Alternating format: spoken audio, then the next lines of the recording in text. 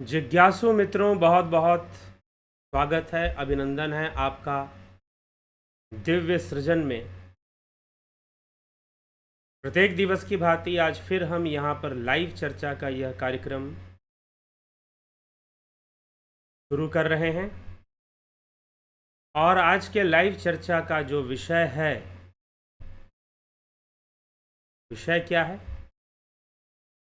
क्या आत्मज्ञान से धंधा चलेगा? किसी का प्रश्न है, किसी ने प्रश्न किया है, क्या आत्मज्ञान से हमारा धंधा चलेगा, प्रोफेशन भी चलेगा कि नहीं? तो इस प्रश्न को हम आज समझेंगे कि इस प्रश्न करने का क्या उद्देश्य है और इस प्रश्न से क्या प्राप्ति होगी। ठीक है,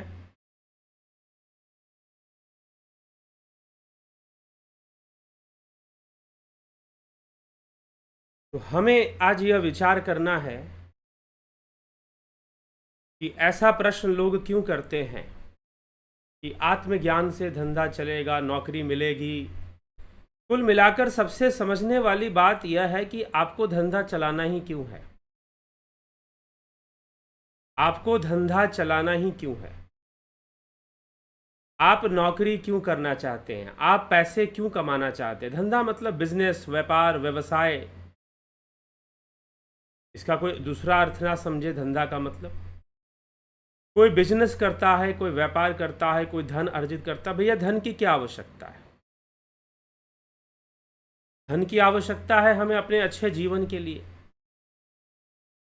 हम अपना अच्छा जीवन जी सकें, अपने जीवन की जो ज़रूरतें हैं, संसार में जो हमारी ज़रूरतें हैं, उन ज़रूरतों को हम पूरा कर सकें। उन ज़रूरतों को हम पूरा कर सकें,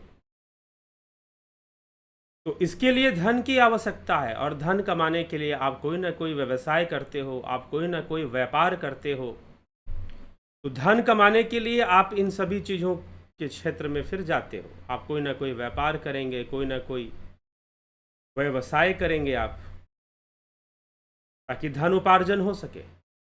तो धन उपार्जन का उद्देश्य है जीवन को बेहतर ढंग से जीने के लिए आपको धन की आवश्यकता है। लेकिन दुर्भाग्यपूर्ण तथ्य यह है कि धन आ जाए फिर भी जीवन अच्छे से ना जिया जाए।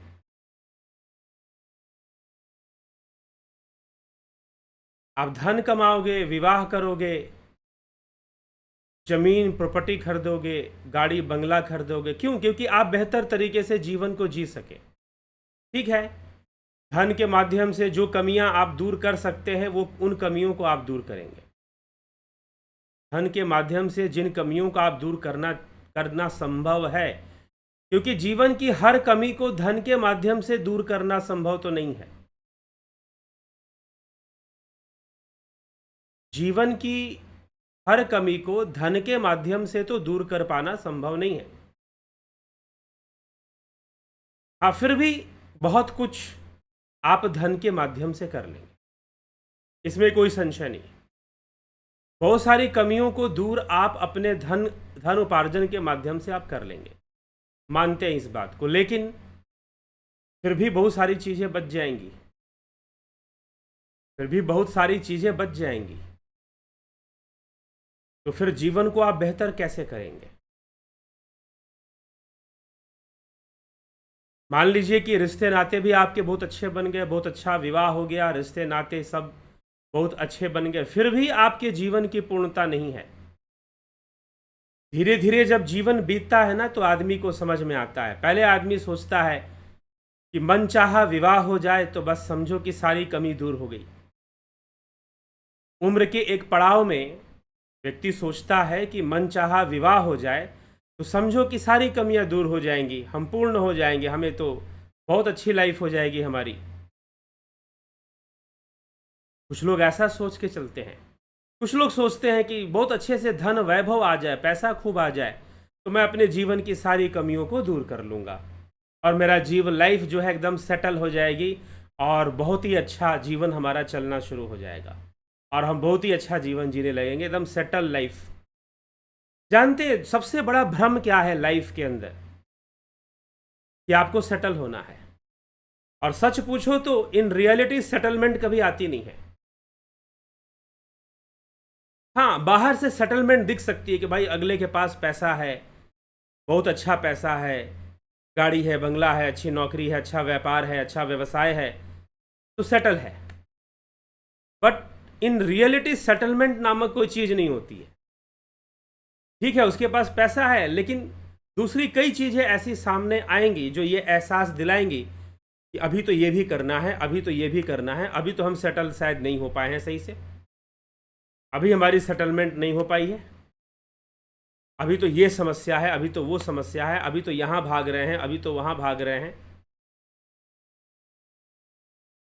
तो पचासों चीज़ें पड़ी रहेंगी जीवन में सामने करने के लिए कि हम ये भी कर लें, ये भी कर लें, वो भी कर लें, ऐसा भी कर लें, वैसा भी कर लें। क्योंकि प्रकृति में ऐसा कुछ भी नहीं होता कि लाइफ जो है आपको पूरी तरह से सेटलमेंट की फीलिंग दे दे कि भाई हो गया अब तो सब कुछ। ठीक है, ऐसी फीलिंग आ जाए, ऐसा आपको अनुभव होना शुरू हो जाए कि आप बहुत अच्छे से सेटल हो चुके हैं,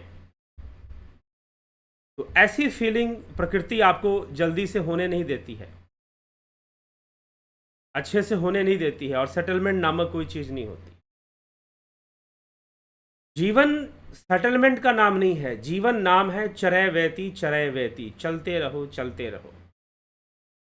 जीवन उस नदी के समान है जो रुक गई तो सड़ जाएगी, और चलती रही तो दुनिया उसका जल पिएगी, दुनिया उसकी पूजा करेगी, और वो रुकेगी तो समंदर में जाकर मिलकर ही रुकेगी, नहीं तो रुकना उसका नाम नहीं है, वो कभी रुक नहीं सकती है। इसलिए चरय वैती के सिद्धांत को लेकर जीवन जीना पड़ता है, ना कि हम सेटल हो जाएंगे और बस फ्री हो जाएंगे। कुछ लोग ऐसा इमेजिनेशन करते हैं, खासकर कई यूथ हैं, मैं देखता हूँ, पढ़ाई करते हैं कि भाई एग्ज़ाम क्लियर हो जाए, आईआईटी क्लियर हो जाए, फिर तो एकदम 1 करोड़ का पैकेज, 2 करोड़ का पैकेज हमको मिल जाए, एनुअल इनकम हमारी हो जाए करोड़्स में, और फिर क्या, फिर तो हम सेटल हैं, फिर तो दुनिया की ऐसी कौन सी चीज़ होगी जो हमारे पास नहीं होगी। तो अभी आपको पता नहीं है ये प्रकृति कौन कौन से रंग दिखा सकती है। हाँ, व्यक्ति शास्त्रों का अनुसरण करे तो फिर जाकर तत्वों को समझे, ग्रहों को भी थोड़ा समझे, तो फिर जाकर कुछ वह शायद अगर उसके अनुकूल कुछ प्राप्ति हो जाए तो उसकी सेटलमेंट भी फिर शायद हो जाए। नहीं तो वैसे कोई सेटलमेंट नामक कोई चीज़ नहीं होती, एक भ्रम मात्र है कि आप सेटल हो जाएंगे। लेकिन ठीक है, एक लालच है, इसी के बहाने आदमी कुछ करता है। बच्चे पढ़ाई करते हैं कि हम पढ़ाई करेंगे, अच्छी पढ़ाई करेंगे, अच्छी नौकरी मिलेगी तो हम, अच्छी सैलरी मिलेगी तो हम सेटल हो जाएंगे।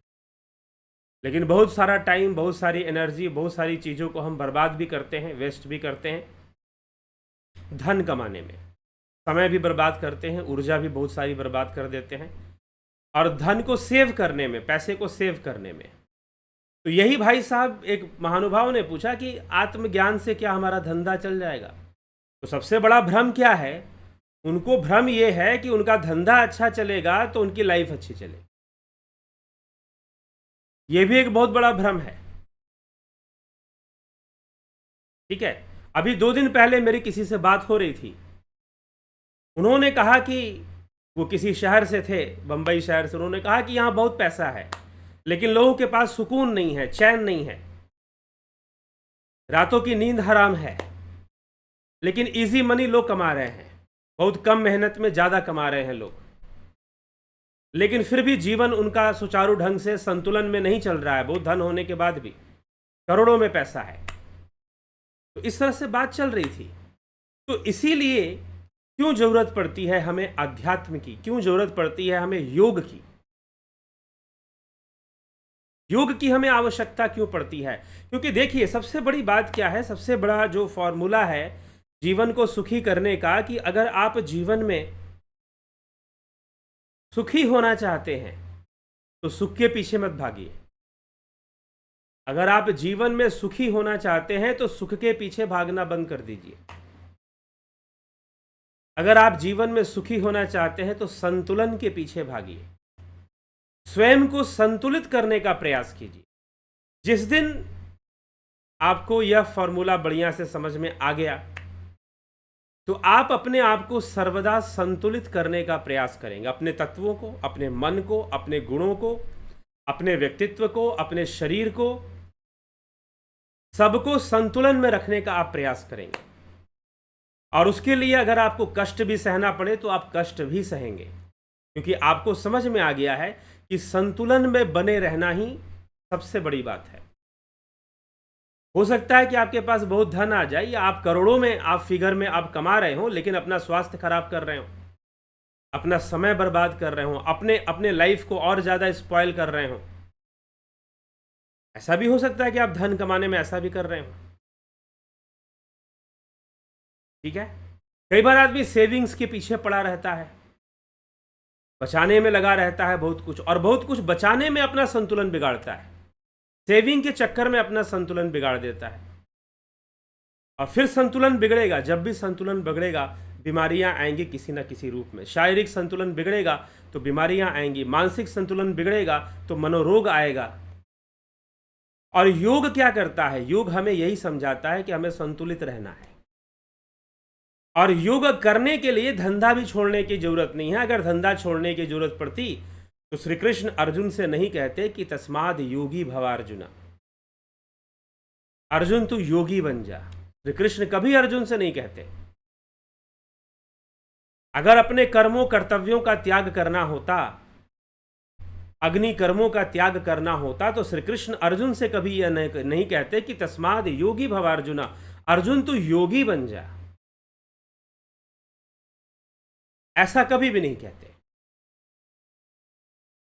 इसलिए भगवान कृष्ण ने कहा कि तस्मात् सर्वेषु कालेषु माम अनुस्मर युद्ध च, अर्जुन तो सभी काल में मेरा स्मरण भी करता रह और युद्ध भी करता रह, योग भी करता रह और युद्ध भी करता रह।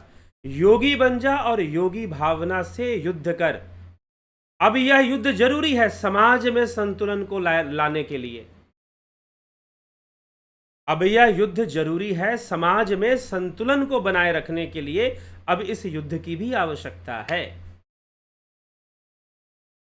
कि संतुलन बिगड़ चुका है, और तेरा भी संतुलन बिगड़ा है जो तो युद्ध नहीं करना चाहता। अर्जुन कहता मुझसे गांडीव नहीं उठ रहा, आप युद्ध करने की बात कर रहे हैं।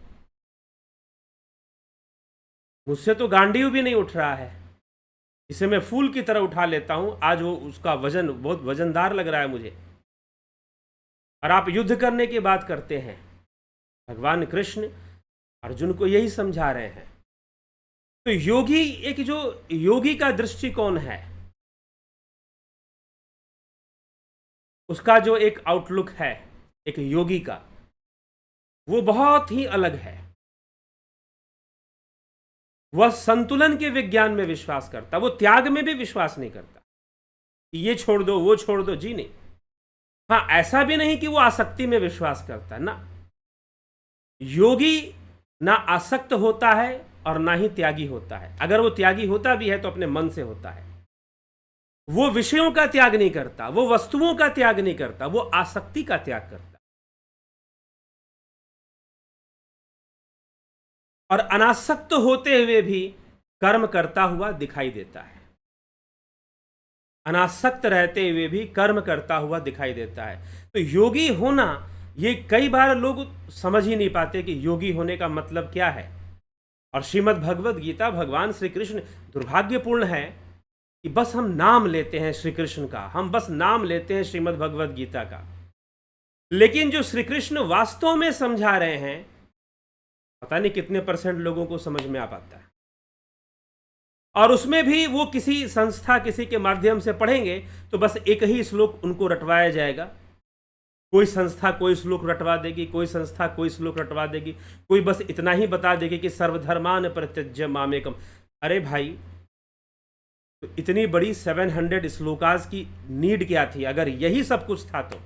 और उसकी भूमिका तो पढ़ो पहले कि वो कहने के पहले कृष्ण ने क्या बातें समझाई हैं। और अर्जुन को वो किस भाव से कह रहे हैं, अर्जुन को कह रहे हैं, ये ध्यान रखिएगा। ये कभी मत भूल जाओ कि ये कृष्ण अर्जुन संवाद चल रहा है। कुछ बातें अर्जुन के लिए व्यक्तिगत भी हैं, कुछ बातें अर्जुन के लिए पर्सनल भी हैं, व्यक्तिगत भी हैं, वो सब पे लागू नहीं होती हैं। लेकिन जो आध्यात्मिक बातें हैं, जो योग रहस्य भगवान कृष्ण अर्जुन को दे रहे हैं, वो तो सर्व सामान्य के लिए है। जैसे कि एक विशेष परिस्थिति में अर्जुन को युद्ध करने के लिए कहा जा रहा है, तो युद्ध करने की जो प्रेरणा बार बार दी जा रही है वो विशेष रूप से अर्जुन के लिए है। अब आप किसी युद्ध भूमि में तो खड़े नहीं हो कि आप तलवार धनुष बाण लेके निकल जाओ अर्जुन की तरह युद्ध करने के लिए, क्योंकि कृष्ण युद्ध करने कह रहे हैं, ऐसा तो आप करोगे नहीं। तो कुछ बातें जब भगवान कहते हैं सर्वधर्मान परित्यज्य मामेकम शरणम व्रज, ये स्पेशली अर्जुन की परिस्थिति के लिए उस ढंग से उसको कहा जा रहा है। ठीक है, तो आप श्रीमद् भगवद गीता को कैसे इंटरप्रेट करते हैं और कैसे किन संस्थाओं के माध्यम से इंटरप्रेट करते हैं, सारी बात सही है अपनी परिस्थिति के अनुसार से। कृष्ण यह भी कहते हैं कि योगी कौन है, अनाश्रितो कर्म फलम कार्यम कर्म करोति स सन्यासी च योगी, और ना कि जो अग्नि कर्मों का त्याग कर देता है मात्र वही योगी हो गया। तो कहता हूं यह परिभाषा है, आपको योग मार्ग पर चलना है तो इस श्लोक को सबसे ऊपर उठाना चाहिए, इसको ज्यादा गौर से पढ़ना चाहिए। फिर कोई आवश्यकता नहीं है कि आप जो है नारी मुई घर संपत्ति नासी मुंड मुड़ाए भय सन्यासी, इसकी कोई जरूरत नहीं है। कोई जरूरत नहीं है कि आप सन्यास लेकर रोड पर नाचते हुए दिखाई दो, इसकी भी कोई आवश्यकता नहीं है, क्योंकि कृष्ण ऐसा उपदेश दे ही नहीं रहे। कृष्ण कोई ऐसा उपदेश नहीं दे रहे। कृष्ण तो कह रहे हैं कि ठीक है भाई, जो तुम्हारा कर्म है करो, जो भी तुम्हारा धंधा है करो ना, कौन रोक के रखा है। आत्मज्ञानी बनने का मतलब, योगी बनने का मतलब ये थोड़ी ना है कि आपका धंधा रुक जाएगा, आपका व्यापार रुक जाएगा, आपका कार्य रुक जाएगा और आप अच्छे ढंग से करेंगे। आप अपने कर्मों को और अच्छे ढंग से करना सीखेंगे।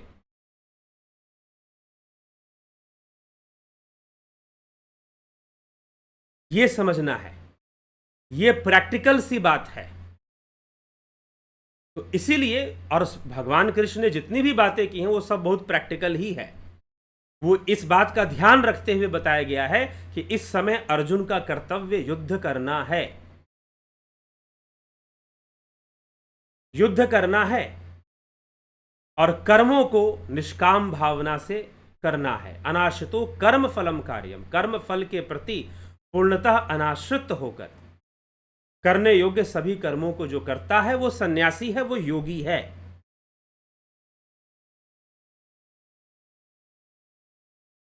ये गीता की परिभाषा दी जा रही है। और आगे भी ऐसी बात नहीं कि यहां पर, उसके बाद भी श्री कृष्ण बहुत कुछ समझा रहे हैं इसी विषय में।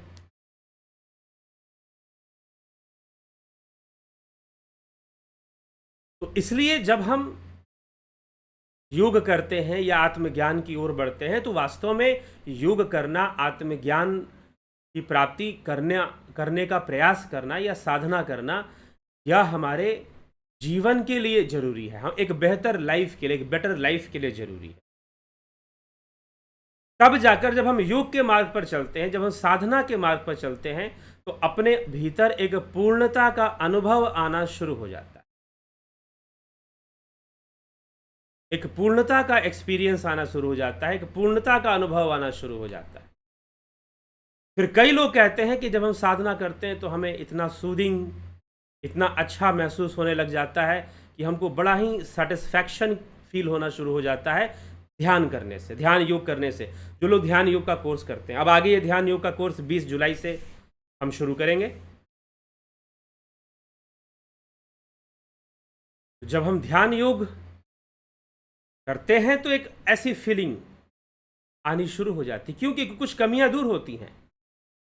आप अपने आप से मिलना शुरू कर देते हो, अपने आप को जानना शुरू कर देते हो, अपना साक्षात्कार करना शुरू कर देते हो, स्वयं को समझना शुरू कर देते हो कि आप स्वयं में क्या हो, और कर्म करते हो। कर्म कौन करवा रहा है? अब कुछ लोग कहेंगे कि कर्म तो भगवान करवाता है, फिर इतना पाप क्यों हो रहा है भाई? इतनी हिंसा, इतने मर्डर, इतने बलात्कार, इतनी घिनौनी चीजें संसार में क्यों हो रही हैं? तो फिर एक जवाब जो अब्राहमिक थॉट है, अब्राहमिक थॉट से क्या जवाब आएगा? शैतान कर रहा है। देयर इज ईविल, ईविल का कॉन्सेप्ट है वहां पर, ईविल कर रही है वहां पर, कोई शैतान है। शैतान और भगवान के बीच में युद्ध हमेशा चलता रहता है, और उसके बेस पर बहुत सारी बातें आपको बता दी जाएंगी कि एक शैतान है, एक गॉड है, एक ईविल है और एक गॉड है, और गॉड दोनों के बीच में संघर्ष चलता रहता है। आपको चूज करना है कि आप ईविल को चूज करोगे कि गॉड को चूज करोगे। मतलब गॉड और ईविल से बड़े तो हम हो गए, क्योंकि हमको चूज करना है। ठीक है, खुदा और शैतान से बड़े तो हम हो गए ना, कि हमको चूज करना है, हम गॉड को चूज करेंगे या ईविल को चूज करेंगे। इट डिपेंड ऑन अस, और हम जो चूज करेंगे वो हमको मिलेगा। और कई बार लोग गॉड को चूज करते हैं, फिर भी बेचारों के जीवन में दुख आता है। तो फिर बताया क्या जाएगा कि भाई आपकी परीक्षा हो रही है, आपकी परीक्षा ली जा रही है। ये नॉर्मल बातें हैं जो आप सुनते हैं, और यहां तक कि आप छोड़ दीजिए, अब्राहमिक कल्ट को छोड़ दीजिए, अब्राहमिक बात, ये सब हमारे देश में जो गुरु आश्रम खुले हुए हैं उनमें भी ये सब बातें होती हैं, वहां पर भी इन सब बातें होती है। बिल्कुल अलग कॉन्सेप्ट दे देता है हमें अद्वैत का दर्शन या सांख्य दर्शन। परमात्मा अकर्ता है। 5वां अध्याय श्रीमद् भगवद गीता, भगवान श्री कृष्ण कहते हैं, हे अर्जुन, ना कर्म, ना कर्ता और ना कर्म फल, इन तीनों का संयोग मेरे द्वारा होता ही नहीं है, मैं इसमें इन्वॉल्व होता ही नहीं हूं। तीसरे अध्याय में भगवान ने कह दिया कि संपूर्ण कर्म प्रकृति के गुणों के वशीभूत, यह जो जीव है प्रकृति के गुणों के वशीभूत होने के कारण प्रकृति के वश होकर कर्म करने के लिए विवश होता है। क्षण मात्र के लिए भी वो कर्म से अलग नहीं हो सकता। तो किसी से पाप हो गया, उसमें उस परमात्मा का कोई इन्वॉल्वमेंट होता ही नहीं है। किसी से पुण्य हो गया, उसमें भी उस परमात्मा का कोई इन्वॉल्वमेंट नहीं होता। गुणों की जैसी वृद्धि होती है। एक महानुभाव थे, सिगरेट ज्यादा पीते थे, मैंने बोल दिया कि क्यों पीते हो, पैसे भी बर्बाद होते हैं, स्वास्थ्य भी खराब होता है। उन्होंने उत्तर दिया, अरे ऐसे थोड़ी ना पी रहा हूं, परमात्मा मुझे पैसे दे रहा है, वो मुझसे पिलवा रहा है, क्योंकि उसकी मर्जी के बिना तो एक पत्ता भी नहीं हिलता है, वो मुझसे पिलवा रहा है तो मैं पी रहा हूं। तो आदमी ज्यादातर भगवान का नाम लेके, परमात्मा का नाम लेकर कई बातों पर पर्दा डाल दिया करता है। समाज में चलता रहता है, जिन प्रश्नों का उत्तर नहीं है, भाई ऊपर वाले की शायद यही मर्जी होगी, हम कहकर निकल जाते हैं। लेकिन वैज्ञानिक विचारधारा ऐसी नहीं होती, दार्शनिक विचारधारा भी ऐसी नहीं होती। जो साइंटिफिकली सोचेंगे वो रीजन जानने की कोशिश करेंगे कि इसके पीछे कोई तो कारण होगा, कुछ तो कारण होगा। वैज्ञानिकों ने ढूंढा, नहीं तो लोग जोड़े बनाते हैं ऊपर से, ऊपर वाले ने कोई जोड़ा बना दिया हमारा, वहीं हमारी शादी हो जाएगी। बहुत सारी बातें हैं, बहुत तरह की बातें हैं जो ऊपर वाले पे टाल दिया जाता है, और पर्दा डाल दिया जाता है चीज़ों के ऊपर कि भाई इसका कोई जवाब नहीं है।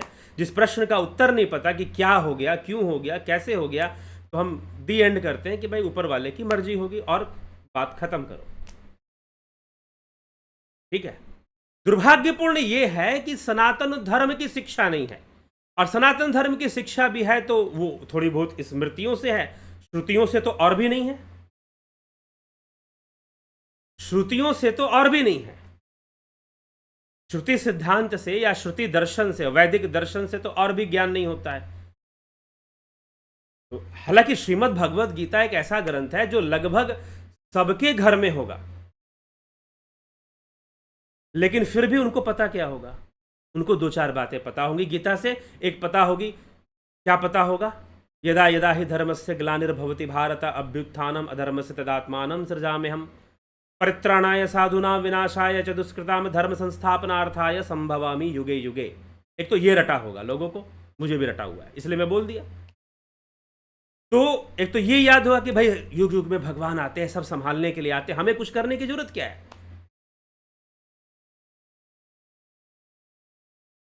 कई बार हम ऐसा सोच लेते हैं। अब ये तो रटा नहीं है कि भगवान ने ये भी कहा है, अहम आत्मा गुड़ाकेश सर्वभूताश स्थित, अर्जुन मैं सबके हृदय में वास करता हूँ, सबके रूप में आत्मा के रूप में सबके अंदर वास करता हूँ, हर हर भूत के अंदर आत्मा रूप में विद्यमान हूँ, हृदय सर्वस्व विष्टतम, सबके हृदय में मैं वास कर रहा हूं। हो सकता है कि तुम्हारे भीतर ही कृष्ण अवतार ले ले, हो सकता है कि आपके भीतर ही कृष्ण अवतार ले ले कि चलो भाई यही बंदा ठीक है, इसी के भीतर विकसित हो जाते हैं, ठीक है। लेकिन आप तो लगे हो इंतजार करने में कि वो आएगा ना युगों युगों में, तो धर्म की रक्षा पड़े। हम तो कुछ नहीं करेंगे, हम धर्म के क्षेत्र में कोई कार्य नहीं करेंगे, वो आएगा रक्षा करेगा। तो एक तो ये रट लोगे आप, दूसरा रट लोगे सर्वधर्मान परित्यज्य मामेकम शरणम व्रज। कितना इजी रास्ता है ना, सारे धर्मों का त्याग करो, भगवान की शरण में चले जाओ, दैट्स ऑल, कुछ करने की जरूरत नहीं है। It the easiest way. हम लोग इजी रास्ता चाहते हैं, आसान रास्ता चाहते हैं। बाकी गीता में कुछ समझने के लिए नहीं है, बाकी गीता में किसी श्लोक का कोई मतलब जानने की जरूरत भी नहीं है। बस यहीं पर सारी समस्या है। लेकिन गौर करो, एक एक श्लोक को कभी पढ़ो, नहीं तो चैनल पर हमने श्रीमद् भगवद गीता की पूरी प्लेलिस्ट है और हम दोबारा रिपीट भी करेंगे। जो प्लेलिस्ट है वो पूरा रिपीट किया जाएगा श्रीमद् भगवद गीता। थोड़ा सा दूसरे श्लोक पर विचार करो कि क्यों लिखा जा रहा है, क्यों कहा जा रहा है, क्यों लिखा जा रहा है, क्यों कहा जा रहा है, थोड़ा सा विचार तो कीजिए। लेकिन नहीं, श्रीमद् भगवद गीता खरीदनी है, घर में रखना है, पूजा स्थान पे रख दो, अलमारी में रख दो, सेल्फ पे रख दो, लेकिन कभी विचार नहीं करना है कि कोई बात क्यों कही जा रही है। तो कई बार हमें हमारी आंखों पे पर्दा डाला जाता है, कवर अप किया जाता है चीजों को, और हम कवर अप होने देते हैं क्योंकि हमें इजी रास्ता चाहिए, हमें आसान रास्ता चाहिए। खासकर जब अध्यात्म की बात होती है तो हमें आसान रास्ता चाहिए, इजी वे चाहिए। भीड़ इकट्ठी होती है लेकिन सही ज्ञान तो नहीं मिल पाता। भीड़ इकट्ठी जरूर हो जाएगी, लाखों करोड़ों में भीड़ इकट्ठी हो जाए, लेकिन जो सही चीज मिलना चाहिए, जो सही बात समझ में आ जानी चाहिए, वो समझ में नहीं आता। इसलिए आपका कर्म आपके 3 गुणों से हो रहा है। अपने ऊपर अगर चाहते हैं कि हमसे अच्छे कर्म हो तो तमोगुण को हावी ना होने दे। तमोगुण जरूरी है, जितना जरूरी है उसकी भी आवश्यकता है लाइफ में संतुलन को बनाए रखने के लिए। तो तमोगुण भी जरूरी है, सतोगुण भी जरूरी है, रजोगुण भी जरूरी है। लेकिन अगर कोई भी अपनी सीमा को लांघेगा, ज्यादा बढ़ेगा, तो हमारे अंदर विकृतियां आएंगी, मनोविकार आएंगे, कर्मों में विकार आएंगे हमारे, वो सब होगा। मनुष्य कैसे भी संतुलन के सिद्धांत को समझे, संतुलित करे अपने आप को और निष्काम भावना से कर्म करे। यही उपदेश अर्जुन को मिल रहा है, श्री कृष्ण दे रहे हैं। समत्वम योग उच्यते। भगवान ने कहा कि समता ही तो योग है, सम की अवस्था में तो आओ। लेकिन सम की अवस्था क्या है? समता कब आएगी? जब संतुलन आएगा। समता तभी आ सकती है ना जब संतुलन आएगा, और संतुलित होकर अपने कर्म को करो। अर्जुन से युद्ध करने के लिए कहा जा रहा है, अर्जुन से डांस करने के लिए नहीं कहा जा रहा। आजकल कुछ महानुभाव ऐसे मुझे पीछे टकरा गए थे, उनका याद आ गया मुझे, इसलिए बोल रहा हूं। किसी को बुरा लगे तो क्षमा करना,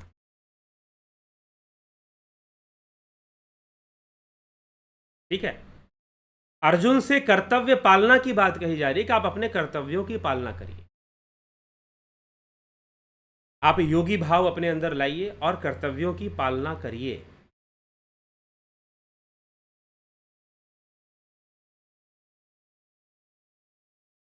कर्तव्य पालना करने का उपदेश श्री कृष्ण अर्जुन को दे रहे हैं। ये तो कहते कि भाई छोड़ो, तो अर्जुन तो कह रहा था कि मैं ब्रह्मचारी बन जाता हूं, भिक्षा मांगकर जीवन बिता लूंगा।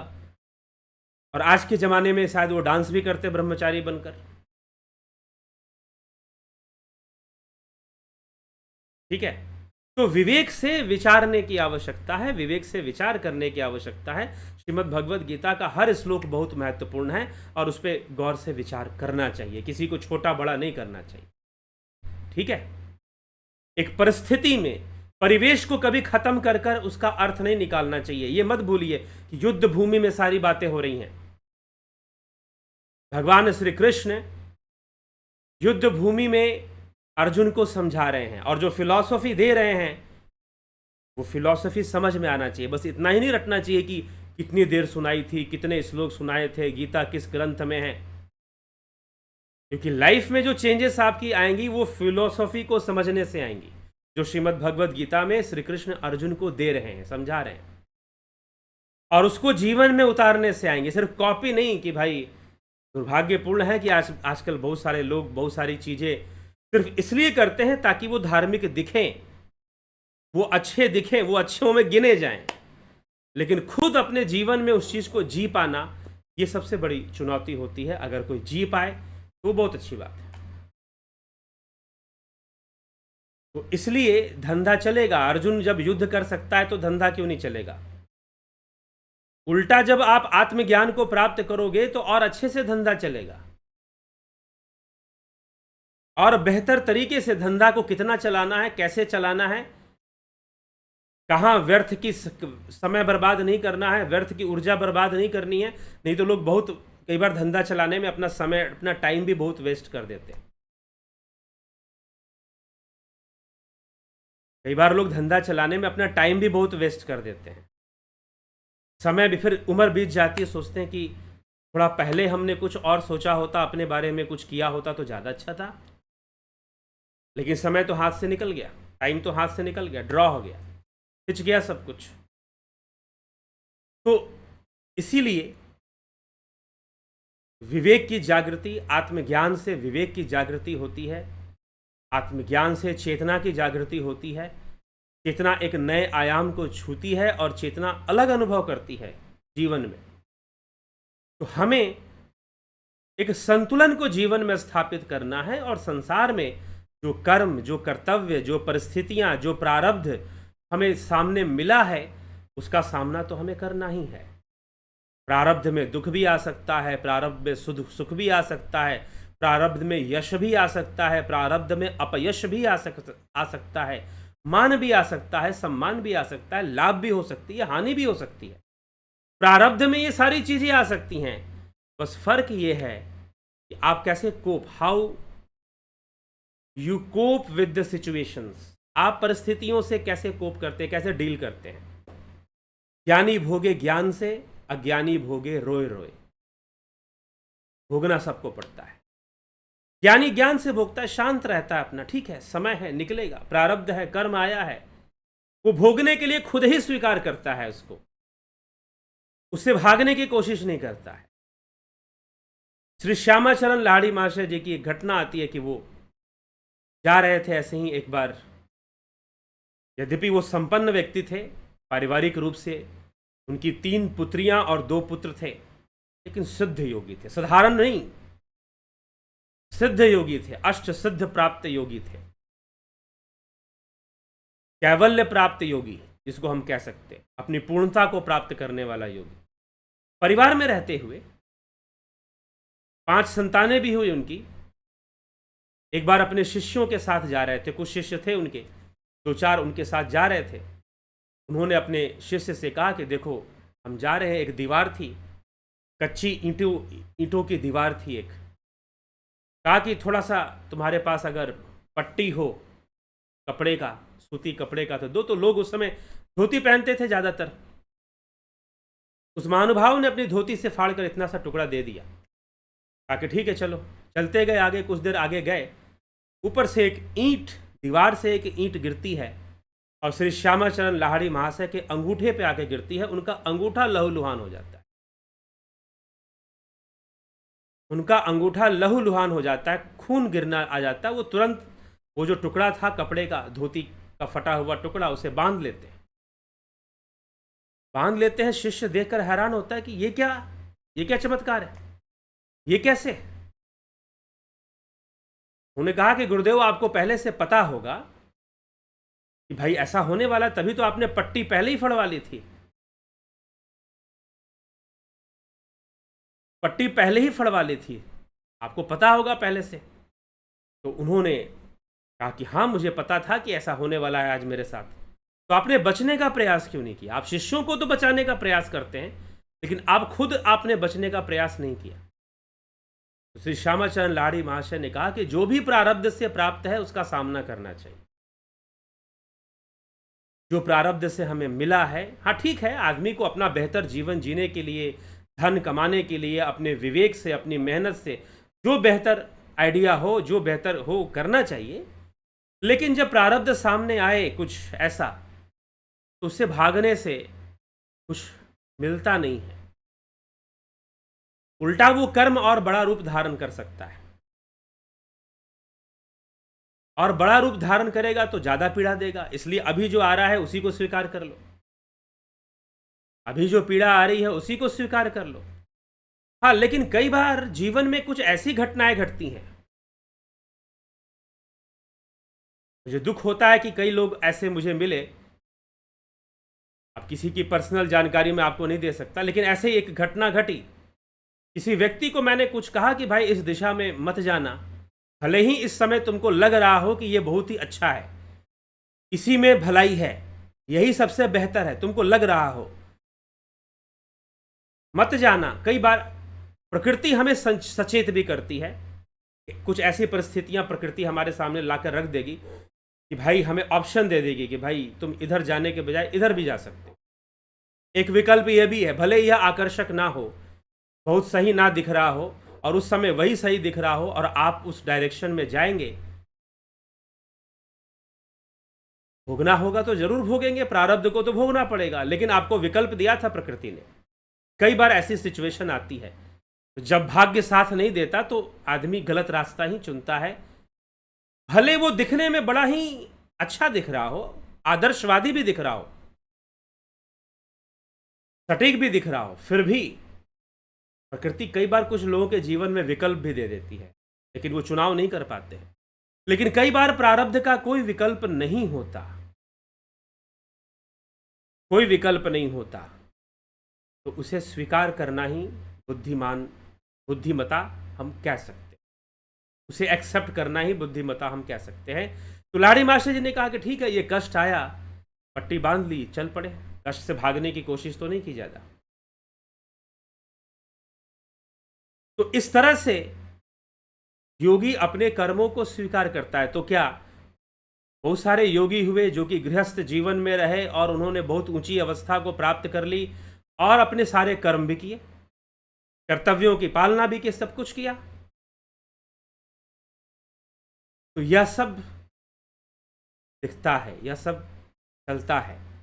तो जो कर्म है वो तो आएंगे, वो होंगे, आपको करना है, आपका व्यापार है, आपका धंधा है, आपकी नौकरी है, आपका बिजनेस है, वो आपको करना है।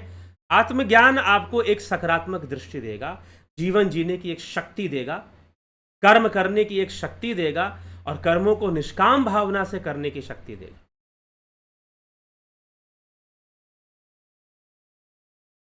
इसलिए जब हम योग के मार्ग पर चलते हैं तो जीवन के प्रति एक सकारात्मक दृष्टिकोण पैदा होना शुरू हो जाता है। और अगर कोई योग मार्ग में अपने आप को आगे बढ़ा ले तो उसे सांसारिक दुखों का अनुभव भी नहीं होता। आत्मज्ञान के मार्ग पर आगे बढ़ जाए तो उसे सांसारिक दुखों का अनुभव भी नहीं होता, फिर उसे दुख ज्यादा दुखी नहीं करते। तो यह उपलब्धि भी मिल जाती है। इसलिए आत्मज्ञान से धंधा चलेगा ऐसी कोई बात नहीं है। धंधा तो आपको करना है, आत्मज्ञान से धंधा और बढ़िया चलेगा। आपका जो भी व्यापार है, जो भी कर्म है, जो भी कैरियर है आपका, वो और बेहतर चलेगा। आप जीवन को कुल मिलाकर देखिए, उद्देश्य क्या है? धंधा चलाने का भी तो उद्देश्य यही है ना कि आपका जीवन एक स्मूथ लाइफ, एक अच्छी जिंदगी आप जिए, और जो आपकी ड्यूटीज हैं उसको भी आप फुलफिल करें, और उसमें एक स्मूथनेस, एक अच्छी लाइफ को आप जी पाएं। यही तो उद्देश्य है। योग ज्ञान मार्ग से जुड़ जाते हैं तो हमें वो समस्याएं प्रतीत ही नहीं होती, हमें वो समस्याएं प्रतीत ही नहीं होती, समस्याएं दिखना ही बंद कर देंगी। बहुत छोटी छोटे दुख और बहुत छोटी छोटी समस्याओं को तो हम ऐसे ही नज़रअंदाज कर देंगे, ये तो कुछ है ही नहीं, ये तो हमारे, ये समस्याएं जो आती है ना, छोटे छोटे दुख जो आते हैं ना, सच पूछो तो जीवन को बैलेंस करने के लिए आते हैं, जीवन को संतुलित करने के लिए आते हैं। छोटी छोटी समस्याएं, छोटी छोटी बीमारियां, छोटे छोटे दुख, इनसे भागा मत करो, ये जीवन को संतुलित करने के लिए ही आ रहे होते हैं। ये हमें विवेक से समझना है। हाँ, कोई अनावश्यक रूप से कोई दुख आ रहा है तो हमें बचना, या जो भी हमारे पास साधन है उससे हम कोशिश करें, लेकिन कई बार बचना उपाय नहीं होता, कई बार सामना करना ही उपाय होता है, क्योंकि उस सामना करने में आपकी शक्ति का विकास होता है, संतुलन बनता है। तो जब ऐसी सोच आ जाएगी ना, जब ऐसा कॉन्सेप्ट दिमाग में आ जाएगा कि संतुलित होना यह जीवन का उद्देश्य है, और संतुलित होंगे तो सुखी अपने आप हो जाएंगे, सुखी अपने आप हो जाएंगे। सुखी होने के लिए फिर अलग से प्रयास करने की जरूरत नहीं पड़ेगी, आप संतुलित होंगे, सुखी अपने आप हो जाएंगे। सुखी होने के लिए अलग से कोई प्रयास करने की आवश्यकता आपको नहीं पड़ने वाली, ये समझना है, ठीक है। तो चलिए, अभी जो है हम एक सूचना दे दें आपको कि हम जूम ऐप के ऊपर, जूम पर वीडियो कॉन्फ्रेंस में लाइव चर्चा का कार्यक्रम शुरू करेंगे। यूट्यूब पर जो लाइव चर्चा आपको मिलती है, या लाइव चर्चा कई बार लाइव में नहीं होता, तो कई बार वीडियो में, अपलोडेड वीडियो में आपको मिलता है, वो तो मिलेगा, लेकिन जूम ऐप पर भी लाइव चर्चा हम शुरू करेंगे 3 जुलाई से। गुरु पूर्णिमा का दिवस आ रहा है, गुरु पूर्णिमा का दिवस है, गुरु पूर्णिमा का दिन है, और उस दिन से हम जूम ऐप पर लाइव चर्चा शुरू करेंगे। अगर आप जूम पर ज्वाइन करना चाहते हैं तो आप जुड़े रहिए, इस लाइव चर्चा से आपको लिंक मिलेगा, अभी नहीं, अभी उसका लिंक जनरेट भी नहीं हुआ है, लेकिन लिंक आपको मिलेगा, कल से जाएगा, कल से जो है लिंक हम आपको देंगे। यहीं पर आपको लिंक हम दे सकते हैं, या डिस्क्रिप्शन में भी लिंक डाल दिया जाएगा, और जो है आप व्हाट्सएप मैसेज कर कर भी लिंक मांग सकते हैं, ठीक है, लेकिन अभी मत मांगिएगा, कल के बाद ही मांगिएगा अगर लिंक किसी को चाहिए होगा। तो जूम ऐप पर जो है इस तरह से लाइव चर्चा, उसमें वीडियो कॉन्फ्रेंसिंग में आप प्रश्न पूछना चाहते हैं तो आपको प्रश्न पूछने का मौका भी दिया जाएगा, ठीक है। तो आप प्रश्न भी पूछ सकते हैं। कुछ लोग कहते हैं कि हम पर्सनल काउंसलिंग चाहते हैं रिलेशनशिप के मामले में, कैरियर के मामले में, तो फिर आपको पेड काउंसलिंग मिलेगी। आप पर्सनली कांटेक्ट करें अगर आप रिलेशनशिप, कैरियर, इस सब समस्या, इन सब विषयों पर अगर कोई काउंसलिंग चाहते हैं तो, ठीक है। लाइफ के बारे में कुछ काउंसलिंग चाहते हैं कि कैसे मूव ऑन करना है, कैसे जीवन में आगे बढ़ना है, क्या समझना है, तो आप कांटेक्ट कर सकते हैं, संपर्क कर सकते हैं। तो चलिए हम आगे बढ़ते हैं और आपकी टिप्पणी, आपके कमेंट्स को भी देखते हैं, इसने क्या कमेंट किया है। ओम नमः शिवाय, संतोष कुमार जी, नवज्योति नाथ जी, नरेंद्र माकुड़े, विनोद के सूत, राजू पाल, अबनी प्रधान जी, बिमला शाह जी, सविता नायक जी, गोविंद प्रसाद नीमा जी, श्वेता राय सिन्हा जी, बहुत बहुत अभिनंदन है आप सभी का। नूतन भट्ट जी, शेखर, बहुत अभिनंदन है शेखर जी। राकेश मराठे जी, रतन सिंह जी, खिम सुनार जी, उत्कर्ष तिवारी जी, सतीश मास्टर जी, आशा रानी जी, किशोर वैद्य जी, ओम नमः शिवाय जी। कृपया हमें बताएं कि आपने कौन सी पढ़ाई करी है और कौन सी उपाधि और डिग्री हासिल की है, हमारी जिज्ञासा आपके एजुकेशन जानने की। नहीं बता सकते जी, व्यक्तिगत प्रश्न है ये, आप व्हाट्सएप मैसेज कीजिए, मैं आपको बता दूंगा, ठीक है। ये चर्चा करने के लिए यहाँ पर नहीं बैठे, हम भी आपसे व्यक्तिगत, आप अपना पूरी व्यक्तिगत जानकारी इसी कमेंट बॉक्स में दे दीजिए, ठीक है।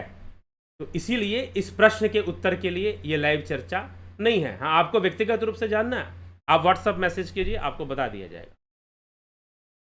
विष्णुचंद्र मौर्य जी, घनश्याम सरोदे, रूपलाल विश्वकर्मा, काशीनाथ जी, राम गोपाल जागीर, धन्यवाद भारत, योगेश खैरनर जी, ज्ञान आनंद गुरु जी। कैवल्य में योगी की क्या स्थिति होती है?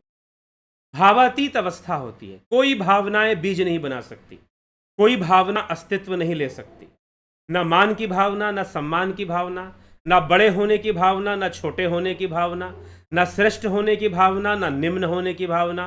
ऐसी कोई भावना कैवल्य की स्थिति में योगी के अंदर नहीं आती। भावातीत अवस्था है। सच पूछे तो कैवल्य मोक्ष की अवस्था है। पतंजलि योग सूत्र के अनुसार अगर हम कहें तो चित्त का संपूर्ण लय, चित्त का अस्तित्व रहे ही ना। जब चित्त का ही अस्तित्व नहीं रहेगा तो व्यक्ति कहां से अस्तित्व में रहेगा? फिर व्यक्तित्व भी नहीं रह सकता। तो जहां व्यक्तित्व का विलीन हो जाए, जहां व्यक्तित्व ही विलीन हो जाए, जहां चित्त ही विलीन हो जाए, उसे कैवल्य की अवस्था कहते हैं। और वो अवस्था उन योगियों की है जो या तो योगी अपनी इच्छा से अपने आप को, शरीर को टिकाए रखने के लिए अपने आप को उस अवस्था में जाने नहीं देते। ऐसा जो उद्घोष है रामकृष्ण परमहंस ने किया था कि अगर मैं अपने चित्त को कैवल्य में ले जाऊं तो फिर जो कार्य मैं कर रहा हूं, तुम लोगों के कल्याण का कार्य, अभी मुझे कुछ दिन करना है। तो आप कैवल्य की अवस्था को समझिए कि चित्त का संपूर्ण लय हो जाना कैवल्य है। ना वहां व्यक्ति रहेगा, ना व्यक्तित्व रहेगा। यह मैं नहीं कह रहा हूं, इसलिए योग सूत्र का अध्ययन करना चाहिए। योग सूत्र के कैवल्य पाद में जिस तरह से महर्षि पतंजलि ने कैवल्य को समझाया है, तो चित्त का संपूर्ण लय हो जाना कैवल्य है। निर्बीज समाधि के बाद कैवल्य की चर्चा होती है। पलकधारी जी, गंभीर शाह जी, कलिंद्र सेठ जी, जय भारत, पूजा विश्वकर्मा, माधुरी कोले, अमन कक्कर, कन्हाई कुमार, रामविलास जी, पवन कुमार गुप्ता जी, संतोष कुमार जी। आत्मज्ञान से बिजनेस चले ना चले, आपके पास जितना होगा उतना आप, बिल्कुल संतोष आएगा ही। वैसे संतुष्टि एक पूर्णता का अनुभव है। जब आप पूर्णता का अनुभव करेंगे अपने भीतर, तो आपको संतोष का भी अनुभव होगा। तो आत्मज्ञान आपको ऐसी अवस्था में ले जाएगा जहां पर आप संतोष का अनुभव करेंगे। ठीक है। और धन आना है तो वो भी आएगा, उससे कोई फर्क नहीं पड़ता है। इसलिए आत्मज्ञान तो सबके लिए, चाहे गरीब हो चाहे अमीर हो, आत्मज्ञान तो सबके लिए है।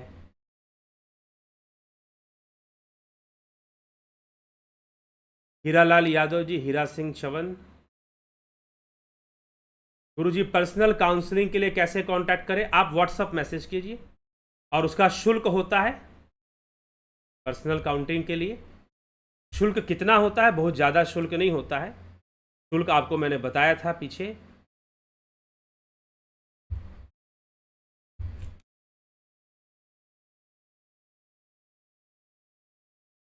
तो व्हाट्सएप मैसेज आप करेंगे तो आपको उस पर जानकारी दे दी जाएगी।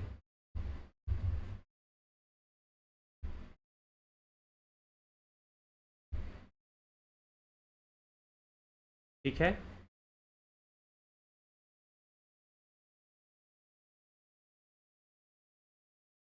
रामविलास जी, संसार में किए जाने योग्य सभी कर्म मजबूरी वश करते हैं, लेकिन राम के पास मन होता है, मन राम के पास होता है। मजबूरी में भी नहीं करना है, प्रारब्ध है तो उसे बस करना है। यह मजबूरी शब्द भी ठीक नहीं है। हमको करना है इसलिए हम करते हैं, वो जरूरी है, कर्तव्य के रूप में है, तो निष्काम भावना से हमको करना है। वहाँ कोई मजबूरी नहीं है। अर्जुन से भगवान ये नहीं कह रहे कि मजबूरी में भी युद्ध कर, नहीं, कर क्योंकि तेरा कर्तव्य है इसलिए कर, और निष्काम भावना से कर। तेरा कर्तव्य है इसलिए कर, निष्काम भावना से कर। ठीक है। तो ये सब बातें हमको समझना है। चलिए, इसके बाद विराम देंगे हम। कल फिर मिलेंगे 9 PM लाइव चर्चा में। तो बहुत बहुत आभार है आप सभी का। वीडियोस आपको अच्छे लगते हैं तो सब्सक्राइब भी किया करें, शेयर भी किया करें, दूसरों तक पहुंचाया भी करें। ठीक है। सभी को ओम तत्सत।